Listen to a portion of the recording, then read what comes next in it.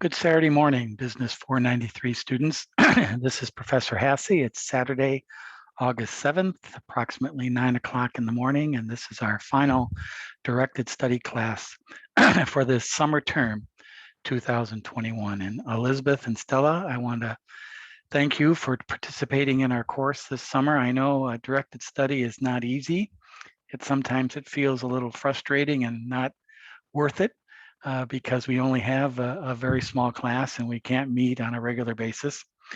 But I assure you, you all have done very well. I hope this course has provided some value for you. And the good thing about it is you've now created a network with me at the university in the College of Business. And if you need any help or guidance in the future in regards to business or business studies, please feel free to call on me. I'd be happy to help you any way I can. Well, this last Saturday, what I would like to do, excuse my voice, I've been feeling a little bit under the weather this last week and struggling a little bit, but be that as it may. This last class, we're going to talk about perhaps the biggest pain in the neck in any type of personal money management, and that's taxation. And we're going to talk a little bit about that today. We're also going to make sure you're all in line for your case paper to be posted by tomorrow, Sunday. If you have any last minute questions or concerns, be sure to let me know. Also, you have one last bit of work with your finance or stock portfolio for this class. To determine the Wolf of Wall Street, you are to take the final stock prices as of August 6th, that's yesterday, Friday, and redo your portfolio and post them to Blackboard in that discussion forum, and I'll show you that in just a minute. If you do all this, do your Wolf of Wall Street portfolio and post your paper, I will have your final grades posted for you by this coming Tuesday, August 7th. And if you notice right there in our agenda today is a little picture. You probably can't see that very well, but whoever, if it's either Stella or Elizabeth, who has the best performance of their portfolio this term, you'll get that mailed to you, your University of Laverne pennant, and a Starbucks gift card as a reward for being our class Wolf of Wall Street. And speaking of the Wolf of Wall Street, I've done my portfolio as of Friday, and this is what it looks like. Notice I've updated my 4 stocks in my portfolio: Apple, Bristol Myers, Merck, and Walt Disney as of Friday. And you notice my stock portfolio at the end of Friday had a value of $103,670.93. Not bad for about 8 weeks of study. That's a gain of 3.67%. And if I compare that to the Dow, the S&P 500, and the NASDAQ, by the way, by showing you this, I'm giving you those Dow numbers for your portfolio, so you're welcome. The Dow had a gain of about 2%. The S&P had a gain of about 4.5%, and the NASDAQ had a gain of about 5.5%. So I outperformed the Dow, but I did not technically outperform the market because the market is considered the S&P 500. So I did a little bit less than that, and thank God for Apple. The other stocks I didn't do very well on. But that's my portfolio. And as you go out into the real world, and some of you maybe already are doing this, buying stocks or buying 401ks or buying IRAs, investing in stocks, now you know a little bit about what that means when you go out and purchase stocks. If you'd like to earn some extra credit points for your grade, remember this work needs to be posted this weekend, and it's part of your class participation grade in this course. If you want to earn about 5 extra credit points, show me the dividends that your company might have paid during the period of June 11th to August 6th. What dividends did your company pay?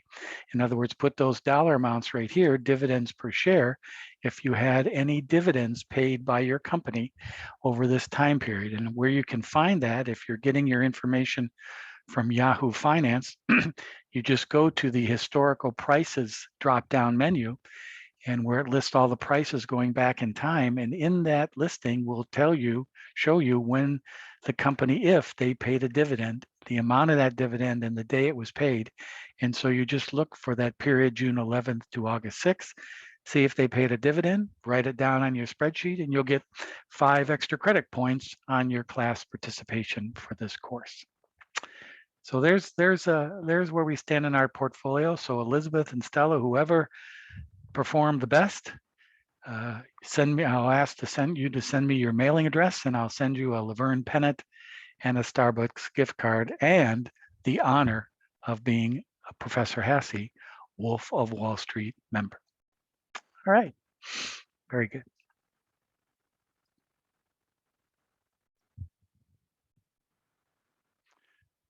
Okay, I want to show you a quick little kind of a corny video, but it explains taxation. If you don't already know it. And this video is also located in our YouTube playlist for our directed study class, Business 493. It's a short little video that explains taxation.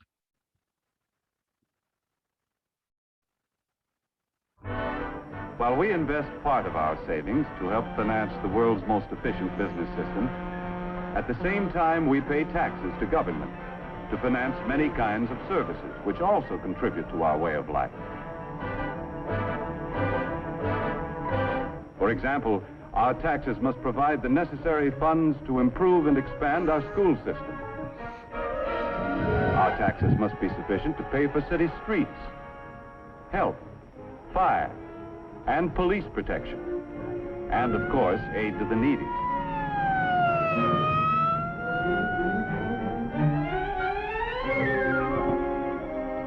Our state taxes help pay for highways, educational institutions, and among other things, help to finance important experiments to increase the productivity of our farms.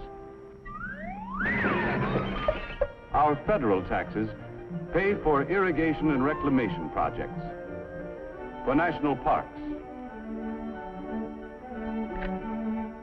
postal services, the Weather Bureau, and many other services. Our taxes have to pay for the enormous cost of past wars and provide the funds for a defense program which will ensure the safety of our country. In addition, all of us should be willing to pay whatever taxes are necessary to enable efficient government to improve or expand any essential service. But with our present tax load, we should avoid pressuring government for any new services that aren't absolutely necessary. Because we all know the more our government provides, the more taxes it's forced to collect.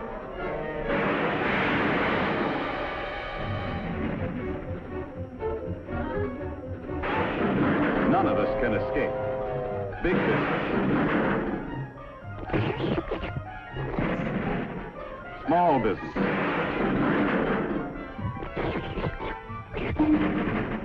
farmers,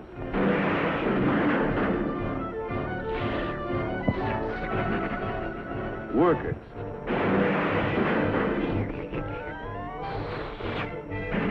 housewives, and all of us have to pay our share. Demanding more and more from government could create a tax burden heavy enough to crack essential blocks in the foundation of our business system.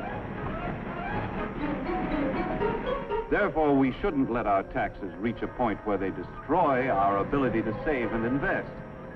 For as we have seen, our rising standard of living depends upon a constant flow of savings dollars into our business system each year.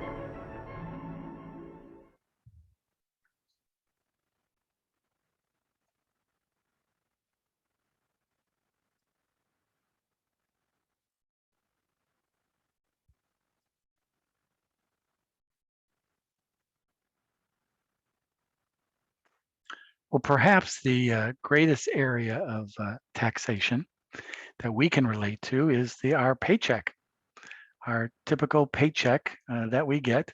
I want to explain that a little bit to us right now. Now that video was kind of corny, but it gave basically the fundamentals of taxation. It's to pay for services that the government, be it state, local, city, federal, provides us, and how to pay for them. And one of the greatest political discussions of your lifetime will be which candidates and which politicians you elect to run our governments. and how they stand on taxation and manage those funds. That's one of the biggest political divisions and arguments in our country. And so taxation rules everything. Well, here's a typical paycheck, and this is a University of Laverne paycheck for a time period. It's a semi a monthly paycheck every 2 weeks, and there's the gross amount of the pay, $3,776.21. Okay. Now, of that $3,776, you have to pay federal, state, and local taxes. And all of us have to pay what is called FICA. That's the Social Security tax. It's called, you pay roughly 75% as FICA. Your employer matches that amount. In this case, I'm paying, or this person's paying, not me, $221.60 of Social Security tax. Then the employer, University of Laverne, also sends $221.60 to the federal government, and that goes to Social Security. Of when you retire in your group, retire at age 67, you get a monthly check, Social Security, and you can go to the Social Security website, Social Security Administration website at any time and see how much money has been put into your account and what that looks like as far as the future of you being paid in the Social Security Administration. The other Social Security tax is for Medicare. Once you retire at 67, you're entitled to medical benefits provided by the federal government. And that is roughly about 1-2% of your pay. And in this case, it's $51.83. Your employer also matches that to the Medicare system of the country. And that is for Social Security health insurance benefits. Then the next item there is your federal withholding taxes. This amount of $390.62 goes to the federal government. Your employer sends it to the federal government probably every month. If your employer is a small employer, they might send it quarterly, but for most companies, they have to send it on a monthly basis with a full accounting of where it came from and who's it for. And this amount is directed by your W-2 statement that you file, which how many deductions you declare and how many, if you're a single person or in a household or married, you can file the deductions. Either way, that $396.62 goes into paying your tax bill for this current tax year. And how do you determine your tax bill for the year? You file a tax return at the end of the year by April 15th, and you state all the income that you earned during the year. You deduct any necessary deductions, and you get your gross tax that you have to pay. From that is subtracted all your deductions you made during the year, $390.62. And if there's anything left, you have to write a check to the federal government, the IRS. If there's nothing left and you have a surplus, then the government will send you a refund check and once you file your tax return. That's your federal tax. Same thing is done in the state of California in this case. In this case, $206.73 is sent to Sacramento by your employer on a monthly basis. And that's your share of your taxes that you owe based on your income and your California state's tax return for this year. And just like in federal, if you underpay, you have to write a check to the state of California. If you overpay, you get a refund check from the state of California. And the next item is another withholding tax called SDI, Supplemental Disability Insurance. And it's required by the state of California. If you're a citizen and an employee in the state of California, you have to pay into a disability. So if you become injured on the job and you cannot work, you will get a disability check. And this is the insurance that helps pay for that disability insurance if you live in the state of California. Most states in America have this type of disability insurance. And then it's currently about 1% of, 1% of your pay. I think it's 1.25, and that's $32.16 for here. And that pays for any disability insurance. You do not have to file a return. You don't get that money back. You only get it back if you get injured, disabled. So, and that's for a particular period of time, maybe a year. Anything longer than that, you have to qualify for long-term disability, and I'll show you that in just a minute. So those are the state and federal and local taxes that are taken out of your paycheck. Social Security, federal withholding, state withholding, and supplemental disability insurance. You have to do those no matter what. Now, the rest of the deductions are determined by you, the employee of that institution. If you see the next one, $159.45, that is for health insurance. It's an HMO health insurance program offered by the University of Laverne. That's this employee's share of health insurance. The next item is eye insurance. $7.67. That's for eye insurance if you need to glasses or need an eye exam. The next one is FSA, that's supplemental health insurance. In other words, this person is putting in $25 a paycheck. That's creating a fund, an invested fund that is tax deductible when it's taken out of your pay. And it goes into providing additional health insurance benefits for dental, for drugs. You can use that money to come out of that account that you put in. For example, in this account, you put in $25 a month. That's $50 a month. That's $600 a year. You can put in the state of California a maximum of $900 a year. And then you can draw on that money in the next year and use it for medical expenses. But you have to spend it all. You lose it if you don't spend it in the next year. It's called FSA plans, and some of you might have that at your employers. The next is a life insurance plan. Life insurance up to your negotiated salary, you can put in for life insurance. Next is long-term disability. What if you become injured on the job? If your supplemental disability ends at the end of 12 months, this long-term disability insurance kicks in, and you get additional pay if you cannot work, called disability, beyond once your state funds run out. That's a private plan. The next area, and which is commonplace in a lot of paychecks, is retirement. So either for a normal regular profit corporation, it's called a 401k. If you work for a not-for-profit organization, it's a 403b. And that is, in this case, $188.81 is being taken out of this paycheck and going into a retirement benefit that is invested, it's your money and you can pull out at any time. Of course, if you pull it out before you retire, you have to pay tax on it. And if you, once you do retire, you're available to those funds to draw on as retirement benefits. 403b, 401k, and most employers match this. At the University of Laverne, they put in additional 10% of your take-home pay. It goes into retirement. Each company has their own policies, but this is the employee putting money into their retirement plan. And finally, parking, which a lot of us have to pay for at our employers. This is a deduction chosen by you if you want to park wherever you work. In this case, $13 a paycheck goes into parking. Other types of deductions are child support deductions, sometimes out of pay, sometimes also just putting money into like what is called a Christmas club or Christmas savings, additional savings plans that you choose to be taken out of your paycheck.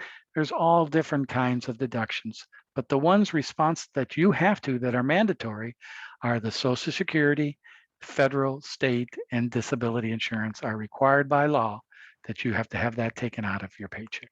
So that's a paycheck. And it's probably a good idea if you take a look at your paycheck, Stella and Elizabeth, and you look at it and you go, you know, what is all this? What does this mean? I don't understand what's going on here. What are they taking out and why? You should go to your HR office or go to your supervisor and ask them to explain your paycheck. I think you'd be surprised how many people don't really know what they're paying for out of their paycheck. You should know that.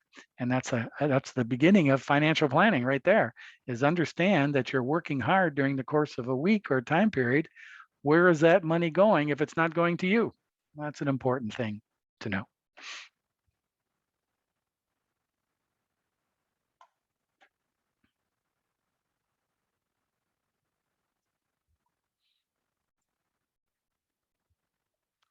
I think one of the fundamental takeouts of this personal money management course that we've talked about over these weeks is planning. Planning for budgets, planning for expenses, planning for income, planning for the future, and planning for taxes is so important. To have a good handle on your own personal financial management, you have to be able to understand your taxes, understand where the money's going, and how you can plan and know what you're paying in taxes. That's huge. And I think that should be a number one strategy of anybody who's managing their own money, is to understand your tax situation and where your money goes. And once you start making higher income, how you can shelter some of those taxes from being paid. And one typical example of tax sheltering is putting money into a retirement plan.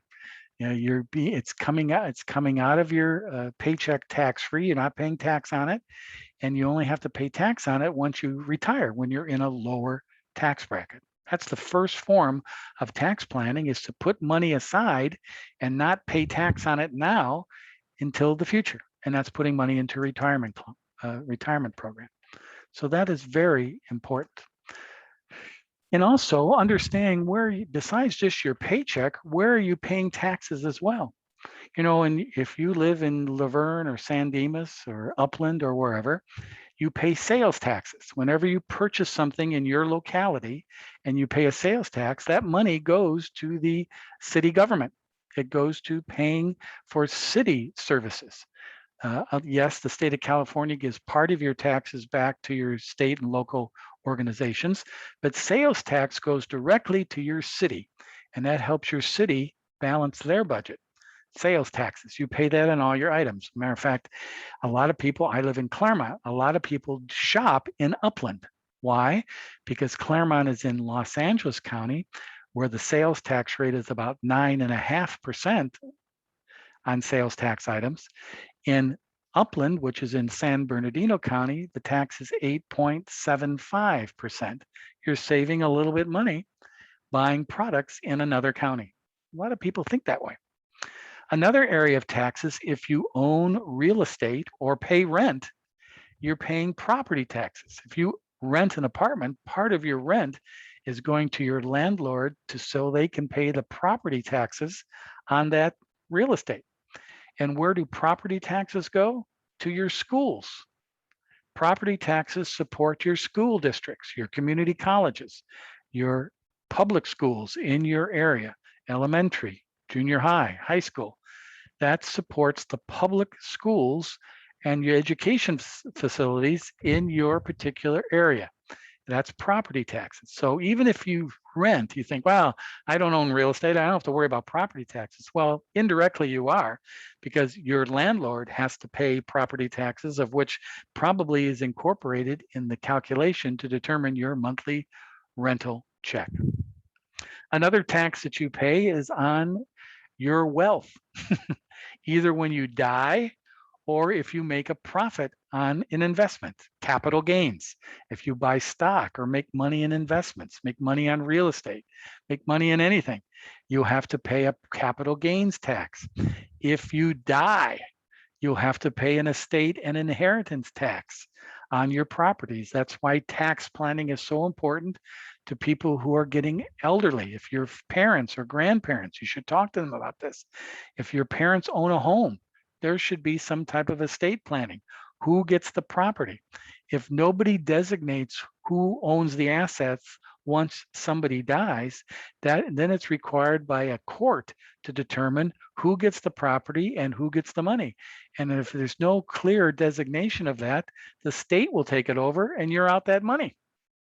So you have to have tax planning, especially if you have substantial assets, a home, real estate, investments, and you die, who gets those assets?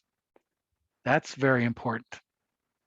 And then also we have the earnings taxes, which we just talked about in our paychecks.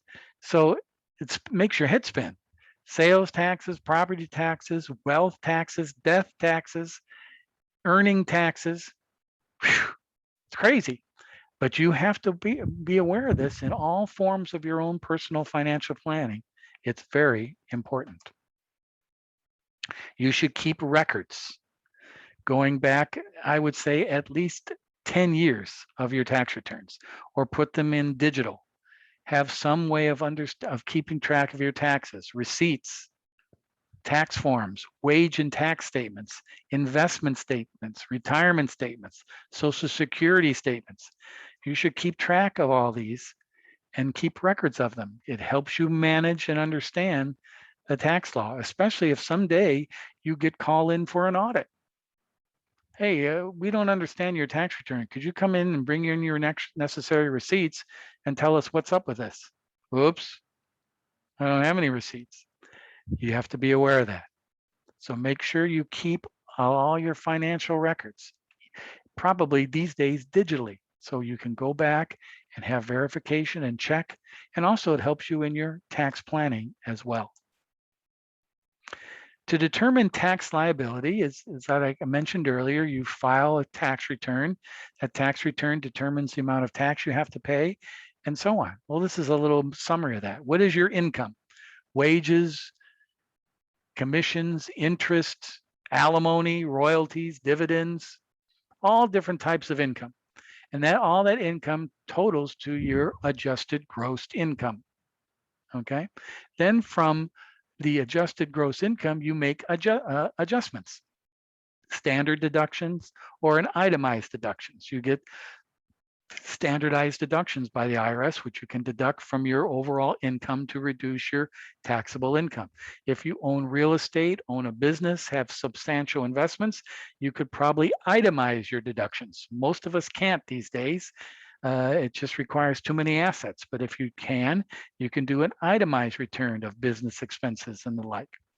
If you give a lot of money to charities, sometimes that can be included in itemized deductions, but most of the time it's included in your deductions, standard deductions. That determines your taxable income. From that, you subtract any tax credits or other deductions that are allowed to you by being maybe investing in foreign investments or the like. But the bottom line, when you determine your taxable income, then you go to the tax tables based on that amount of tax or that income, and then you pay your required taxes. Okay. Once you determine the amount of taxes, you deduct your deductions that we talked about earlier. And again, if there's anything left over, you have to pay. If there's if there's a surplus, you get a refund check. But that's how it works. Tax forms, we've seen them. Nowadays, we have private companies do our taxes. We can do it with tax applications, all kinds of ways of doing your taxes. State returns is about the same, but there are about 7 states in the country, which are very popular states, where you don't have to file a tax return. Florida, Texas, Washington, Oregon, Alaska, Nevada. I'm missing one. I think North Dakota, not sure. But those are the states that if you live in, you still have to pay a federal tax return. But if you live like in the state of Texas or Florida or Nevada, you don't have to file a state income tax return. And that's why those states are quite popular to live in. But they get you in taxes anyway, so don't worry about it. And then there's tax planning strategies. Okay. First of all, how much money do you make? Or where are you making? Where is your money? Does that put you in a higher tax bracket? If so, what do you need to do to get to a lower tax bracket? Okay. Types of tax shelters. Buying a home is a tax shelter. You can deduct the mortgage payments. If you have $1 million mortgage or below, you can deduct all the interest that you're spending yearly on that $1 million mortgage. If your mortgage is over $1 million, you can only deduct interest up to $1 million of the liability. Okay, that's a tax deduction. Also, if you do business out of your home, you can deduct part of your home expenses as a tax shelter. So there's a variety of different strategies. There's a variety of different ways that you can determine your taxation. And that's a very important idea in tax planning. Huge idea, matter of fact. And that's one of the key areas that you should take out of this class is number one, do I understand where am I paying my taxes? Do I understand what my paycheck looks like? Do I understand if I'm paying any other taxes? Like if I'm paying taxes on income I'm receiving from second income or from investments, where's that money going? How do I account for it and how can I make it lower? How can I manage that a little bit better? Many of us hire people at quite high rates, accountants, financial consultants, or planners. Sometimes you can just do it yourself. It's just simple common sense of understanding the requirements of having a tax liability. That's very important.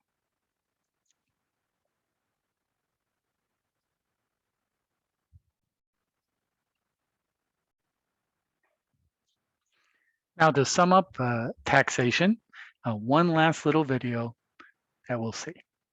Let's see that.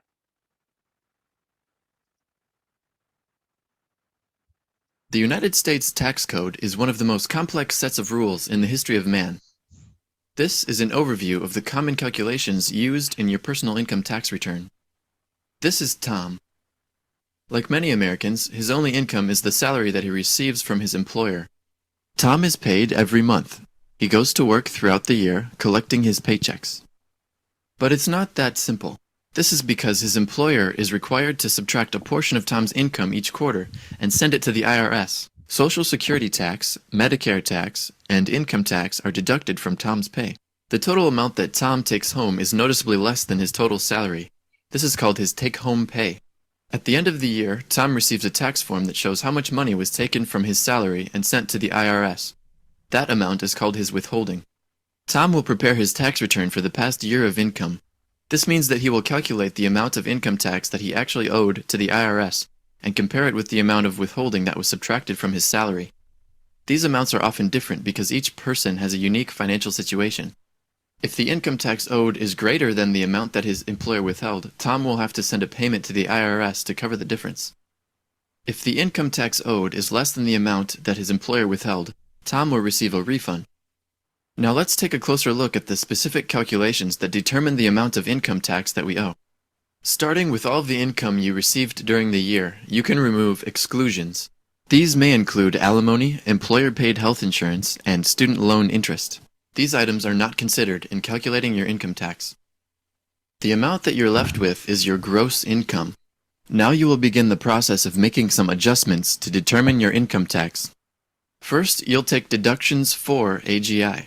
For example, you can subtract 401k contributions and expenses of a business that you own. This will give you your AGI, or adjusted gross income. Now it's time to take deductions from AGI. Everyone takes either the standard deduction or a collection of other miscellaneous itemized deductions, whichever amount is greater for you. Itemized deductions are those items that you specifically list. You can subtract charitable contributions, medical expenses, and mortgage interest. You will provide information about your spouse, children, and other dependents. Then you will subtract your personal dependency exemptions, based on how many people you care for in your household. You have arrived at a number called taxable income. We can now determine your income tax.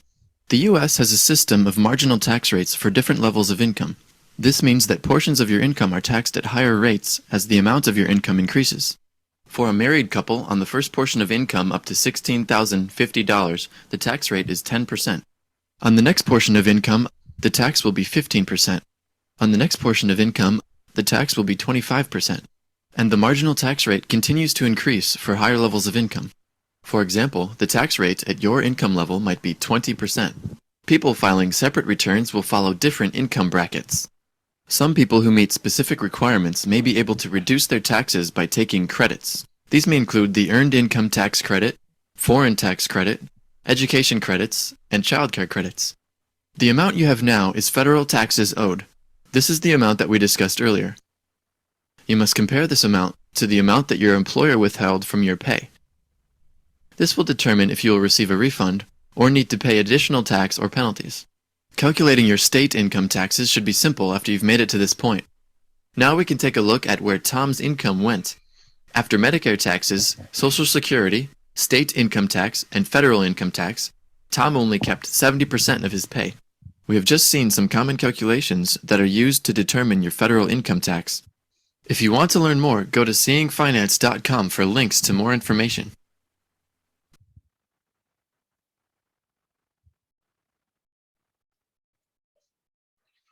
One last little video to show how confusing and complicated taxation can be. And naturally, the tax rates given in that video were over 12 years ago, and they have changed substantially in the meantime. And they can be provided by, you can go to the IRS, you can just go to Google and type in tax rates, and you can get your tax rates. So it can be very complicated, but it's good to know the basics. And if you need help in doing taxes or tax planning, there are people to help you, but you'd be surprised just knowing the basic, simple concepts of taxation, you can plan it yourself. Well, that completes our course and our material for this course for this summer. I know, as I said at the beginning of our class today, it can be a little bit unengaged being directed study, but I hope this has offered you some insight. And again, I offer my services and my network to you. If you need any help or information down the road, Elizabeth or Stella, please feel free to call on me. I'd be glad to help you any way I can. Maybe further on in your academic career, you might be having me. I teach the Business Finance 330 class. I teach at the MBA level, and maybe we'll run into each other again. If you need a little bit more time doing your case paper and beyond Sunday, that's okay. Just let me know.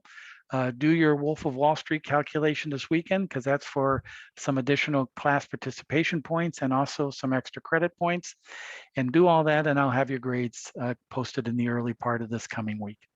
It's been a pleasure, Elizabeth and Stella, even though we haven't really got to know each other that well. Even participating via Zoom and on the internet, I can get a sense of what you all are all about, and I'm glad to have participated with you this summer. So thank you. Be well and be safe, and we'll see you down the road. And keep in touch. Bye-bye.